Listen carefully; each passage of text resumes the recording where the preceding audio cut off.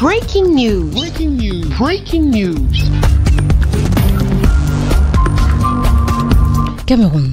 Cérémonie de présentation du plan de financement de l'État du Cameroun en 2025. Merci de rester sur CNN. Breaking news. Breaking news. La ville de Douala, capitale économique du Cameroun, a accueilli la cérémonie de présentation du plan de financement de l'État du Cameroun en 2025.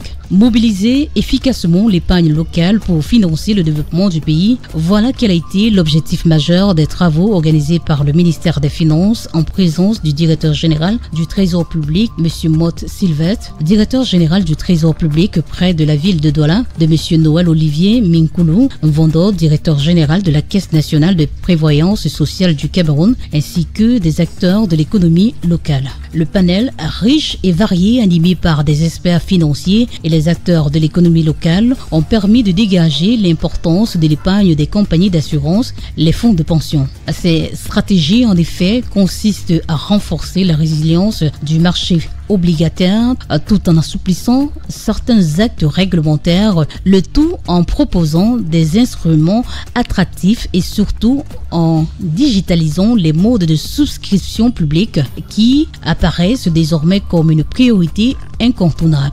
L'idée de mon thème, c'était comment on réfléchit à une digitalisation des souscriptions et à la mobilisation de l'épargne des petits épargnants. Nous avons évoqué énormément de potentielles réponses, notamment la confiance, l'importance de donner la confiance. Non bancarisé dans le dynamique du financement et du développement. Ce qu'il faut faire, c'est déjà mettre en place des règles de gestion, c'est très clair.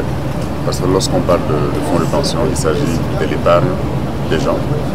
Il s'agit des ressources qui vont permettre à ces personnes de passer une bonne retraite. Donc il s'agit des ressources qui doivent être bien sécurisées. Ainsi, chaque citoyen, peu importe sa situation géographique, pourra investir dans son pays à son échelle grâce aux fichiers et aux solutions de paiement mobile.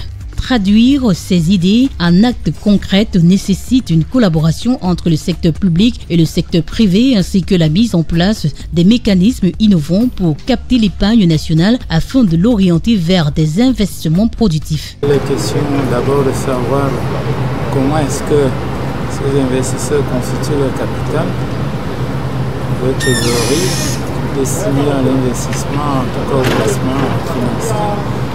D'où la question de l'encadrement fiscal qui est indissociablement lié à cela.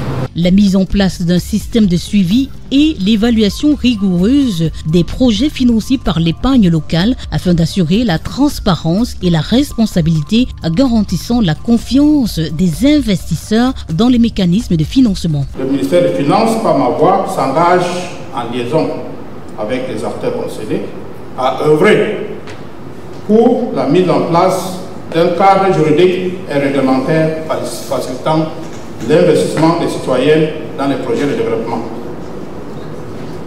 Le lancement des campagnes de sensibilisation, parce que nous avons beaucoup entendu parler de sensibilisation, des formations, c'est-à-dire l'éducation, sur l'épargne et l'investissement, afin d'encourager les citoyens à épargner et à investir dans les projets. Merci d'être sur CNN, la télévision autrement. Les programmes se poursuivent. Retrouvez toute l'actualité afro-mondiale en ligne et en multidiffusion sur CNN, C-Web Info et plateformes digitales, Facebook, YouTube, Instagram et en simultané sur Radio Voltage 2.